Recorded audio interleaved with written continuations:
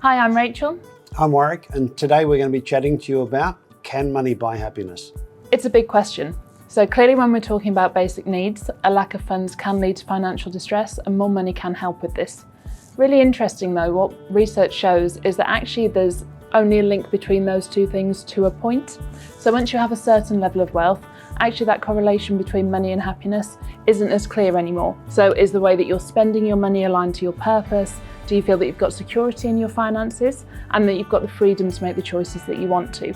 So this is something that's really key to our conversations with clients at Tribeca. And Warwick, it's something that I've seen you chat to them about an awful lot, particularly those who are retired or maybe those who are approaching retirement. Yeah, no, it is something that comes up as a common theme that I just want to unpack today, which is more about the longevity of wealth. It's that uncertainty of what the future may bring, and given that we've had higher cost of living lately, and what is that going to do to my wealth going into the future, we've got to then reframe what is the purpose of the money. And often when we're shifting from working to retiring, actually we're moving from accumulating that wealth to actually spending it.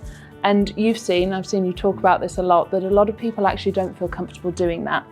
And one of the things that I've seen you use really well is the financial modelling. That's a really good point. The financial modelling is using some assumptions that have been based on long-term averages to then look into the future, understanding that we have a difficult market that does have its ups and downs and uncertainty.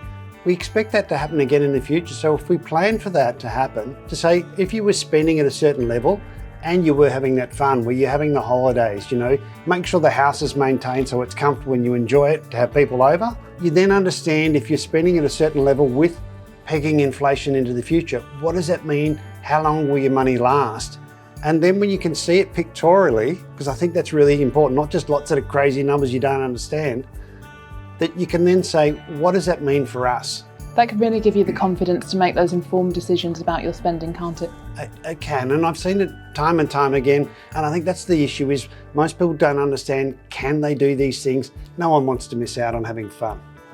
So one of the other things that we talk about around this is that really it's not just about the money that you have, it's about what it enables you to do and the things that you can also do outside of that. Do you want to give us a bit of insight into that? We see lots of clients that are easing into retirement, and once you've got your head around the money's okay, there is that sense of purpose. Now the sense of purpose can be, I get up and go to work. But if you're suddenly easing out of work, what are you going to do with your time to make you happy? So it leads back into the money doesn't buy happiness, but you've got to work out in that transitional stage from working, being fulfilled, having an identity, to shifting to a new identity. So there's been lots of studies about community involvement, linking in with your family, but also doing things that get you physically motivated to keep your body health in a good state. Because we get a lot of people go, I want to be able to do all these things before my health deteriorates. So it's not just all about the money. No. I saw a fantastic show on Netflix recently that links into what we're talking about with Dan Bruno's Secrets of the Blue Zones. It talked about what people did that made them feel happy, etc. But one of the things that really I found fascinating was, I think it was the Japanese culture, where they would not overindulge. In other words, they wouldn't overeat. It's the same with when you're looking at your money, that you don't overdo it on your spending in retirement and you ease it out over time. But you do want to make sure that you're easing it out at the right pace and not hoarding your money and going without. It's a balance, isn't it?